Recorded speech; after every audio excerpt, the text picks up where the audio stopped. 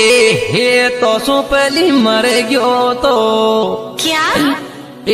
मर गयो तो प्रियंका गंगा जी में बाट ना